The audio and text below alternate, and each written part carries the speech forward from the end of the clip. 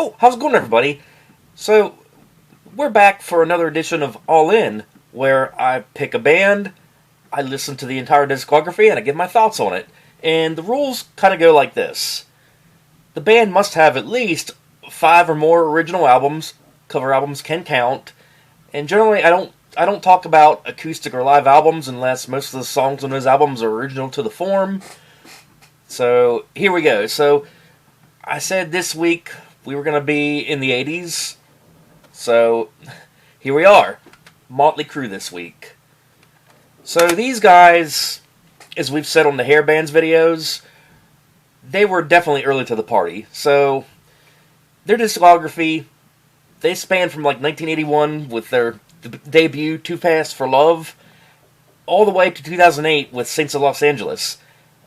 Like, even in later years, they did a few one-offs and odds and ends. Like, they did a couple new tracks from the Dirt soundtrack, which was a movie which was basically a biography of the band. Definitely recommend checking that out. And just very recently, they did a 3-song EP called Cancelled, which it dropped on October 4th of this year, 2024.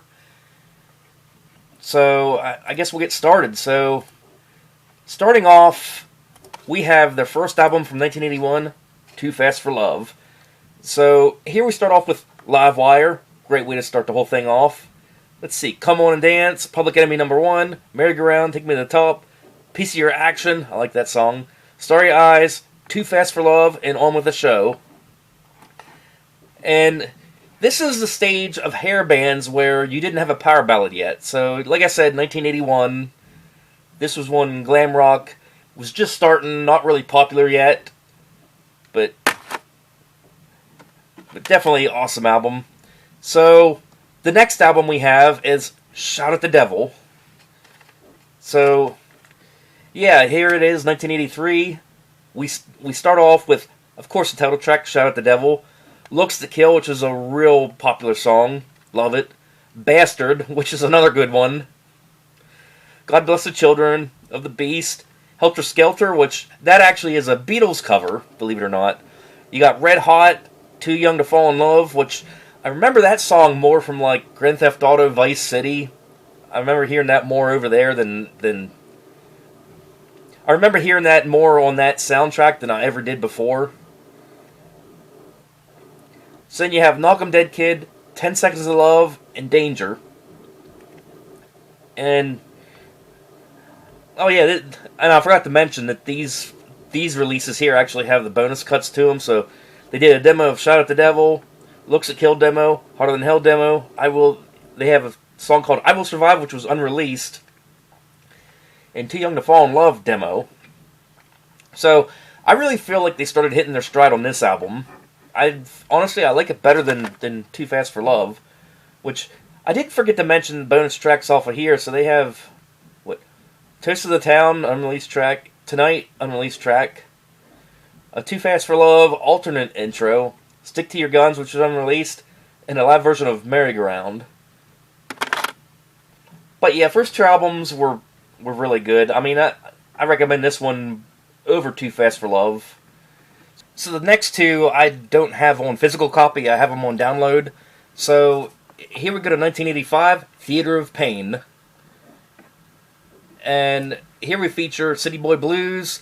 We have a cover of Smokin' in the Boys Room, which was Brownsville Station. Louder Than Hell, Keep Your Eye on the Money, and I would say one of their most popular songs, Home Sweet Home. Definitely the ballad of the disc right here. And then we move on to Tonight, Use It or Lose It, Save Our Souls, Raise Your Hands to Rock, and Fight for Your Rights, not Fight for Your Right. And then we move on to, of course, the bonus edition. They did like 2 bonus editions here. So we got Home Sweet Home demo version, Smokin' in the Boys Room alternate guitar solo rough mix, City Boy Blues demo version, Home Sweet Home instrumental rough mix, Keep Your Eye on the Money demo version, and then when you move on to the 2003 remasters, you have Tommy's Drum Piece from Cherokee Studios, which I guess is a drum solo from Tommy Lee, and Home Sweet Home music video, I guess if you have like multimedia or whatever. That's still in like the interactive disc days.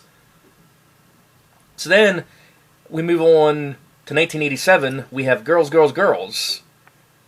And here we go. We start off with Wild Side. Great way to start the album. We have Girls, Girls, Girls, of course, title track.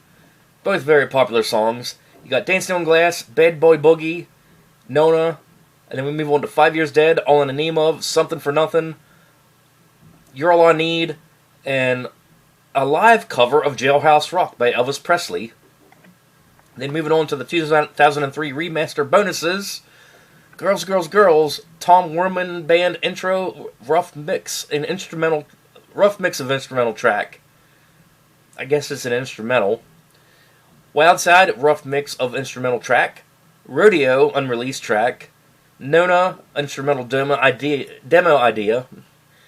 All in the Name of, Live from Moscow. And then Girls, Girls, Girls, multimedia track. So yeah, all in all, 80s Motley Crue so far, kick ass. And then here we get to 1989's Dr. Feelgood.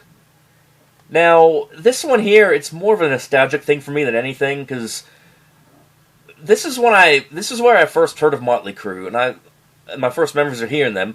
My brother bought the cassette tape of this, and ever since then, I've always liked it.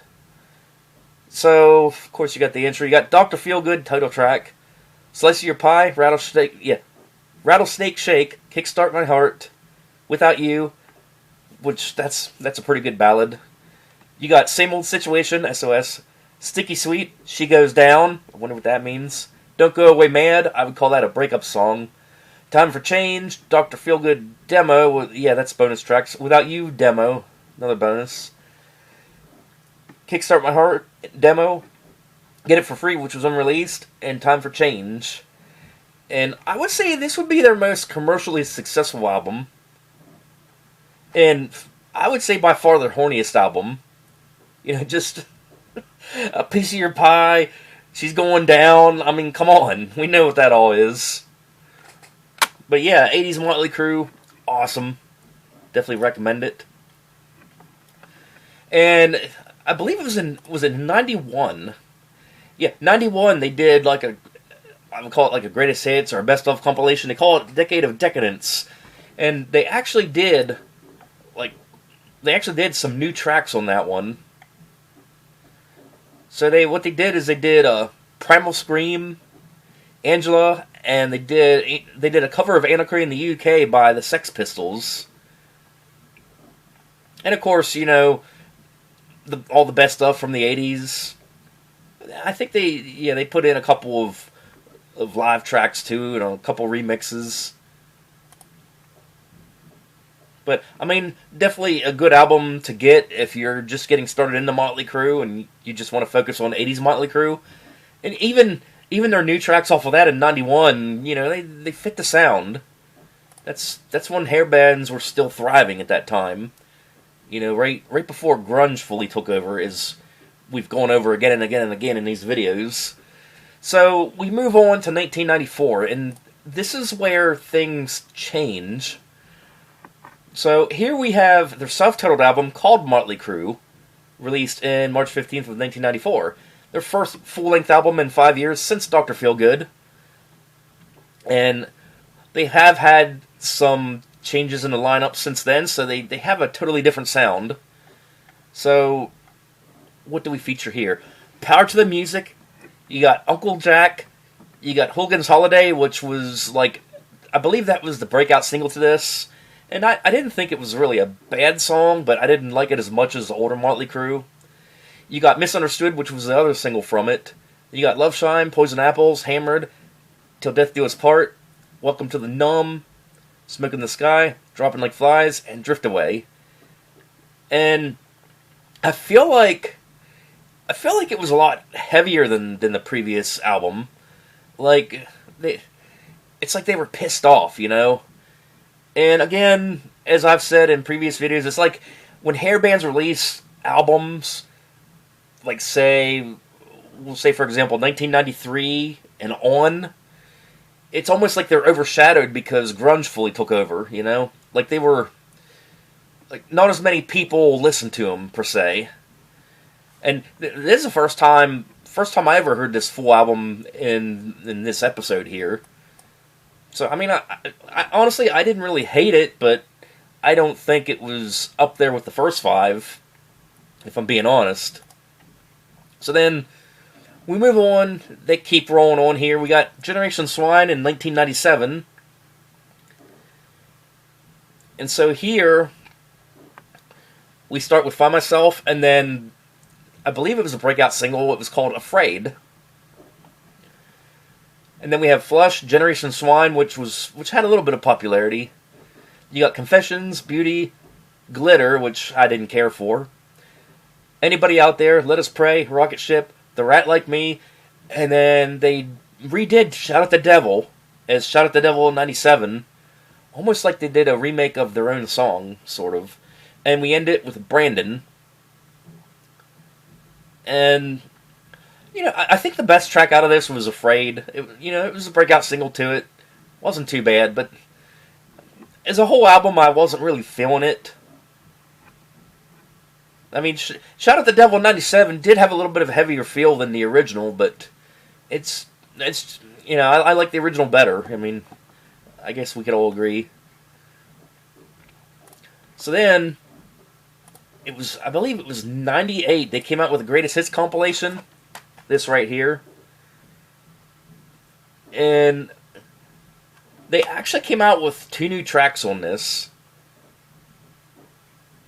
I think, or was it 2 new tracks?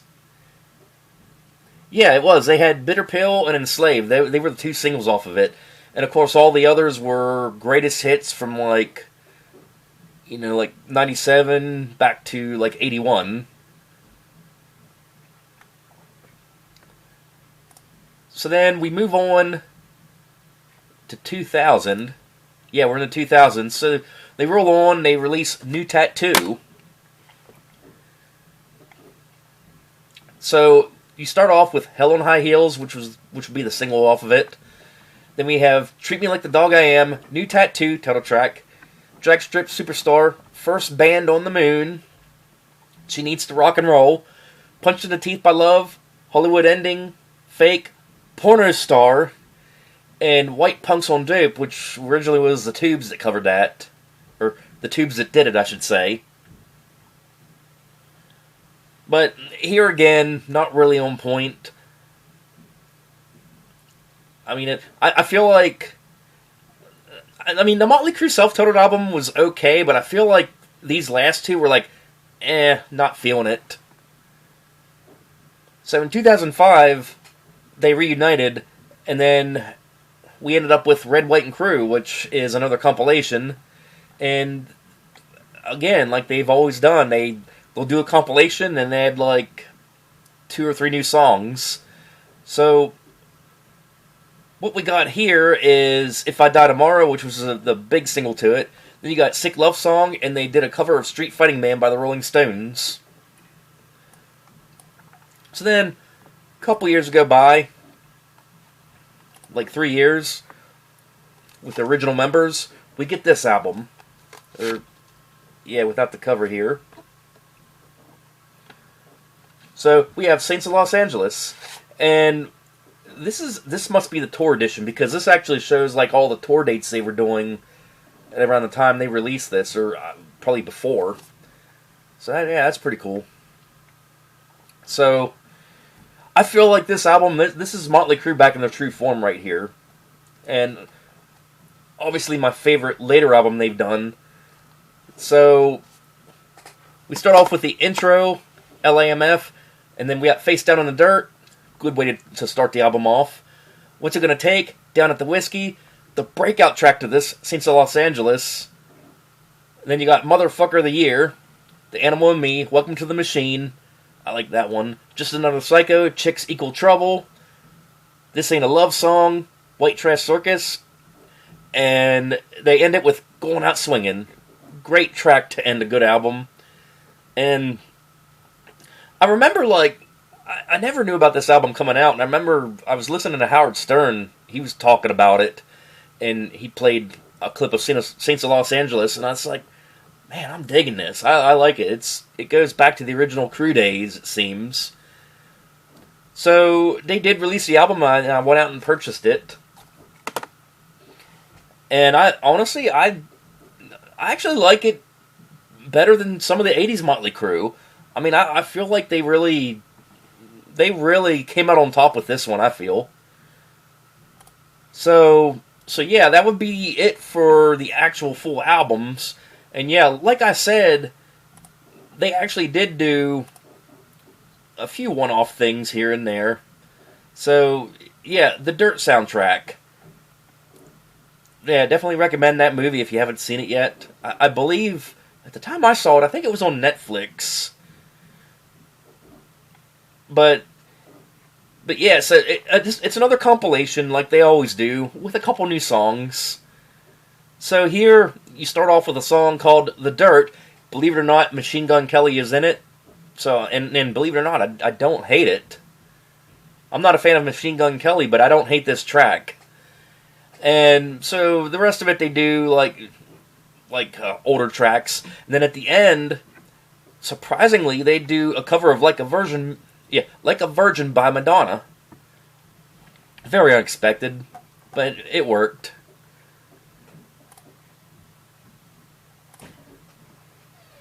So what do we got now? So just a month, well, 2 months ago, as you're seeing this, we receive the EP canceled. Never knew about it coming out. I just happened to see something on YouTube about it. And so I went on Amazon and downloaded it. So here you got the song canceled, Dogs of War, and there we end it with a cover, Fight for Your Right, by the Beastie Boys. Not Fight for Your Rights, Fight for Your Right. I kind of had to do a double take when I was going through my my song list in my file, because I saw, do I have two of that title? Nah, Fight for Your Right and Fight for Your Rights.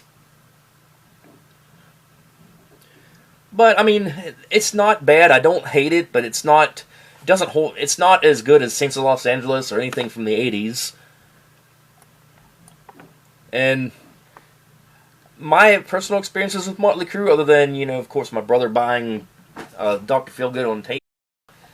I think it was in I think it was 2012. 2011 or 2012. I saw them live at Hershey. Poison actually, it was New York Dolls and Poison that opened up for them. And much like Metallica, when you see them live, they stuck more to their 80s stuff. And I do know they did actually play the song Saints of Los Angeles. That was the only Crue song that was outside of the 80s that they played. But here again, I feel like Saints of Los Angeles should have been an 80s album. I mean, it's they really went back to their roots on that one. But yeah, so ranking the albums. So I'm going to break this off into two eras here. So we're definitely going to do 80s era, which covers the first 5 albums for sure. And then we're going to do, so we have 2 in the 90s, 2 in the 2000s. So we're just going to do like 90s to now era, I guess. 90s and 2000s. So 80s Motley Crue. I'd have to say Shout at the Devil would be at the top for me. Dr. Feelgood, close second, and I'm going to say for nostalgic reasons. Because that was like the only album I knew at the time when they were popular. I never really knew the other albums that much until later. And then my least favorite, I don't know. Probably Girls, Girls, Girls. But yeah, like 87, that was, Girls, Girls, Girls, that was peak hair band right there.